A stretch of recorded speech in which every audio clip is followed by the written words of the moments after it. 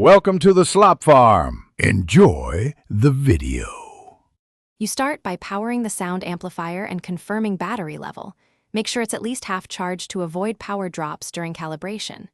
You then place it 1 to 2 meters from the source and choose a speech or vocal preset. This boosts mid-frequencies important for clarity.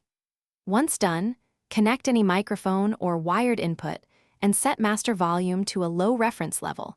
This prevents sudden loud bursts while you continue to fine-tune. You now focus on gain and tone. Raise gain gradually until speech is audible but not distorted, because clipping ruins intelligibility.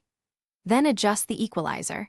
Add a bit in the 1 to 4 kHz band where consonants live and reduce low frequencies under 200 Hz to remove muddiness. Once done, walk around the listening area and test with real voices at multiple distances and angles, making incremental tweaks so coverage and clarity are consistent across the room. You finish by saving your settings as a preset and running a final test with typical audio material. This locks in a reliable configuration for future use. If you encounter feedback, immediately lower gain, move the microphone away from speakers, or turn on feedback suppression. These steps stop howling without sacrificing clarity. Make sure to update firmware and clean microphone ports periodically to prevent performance loss. Thanks for watching.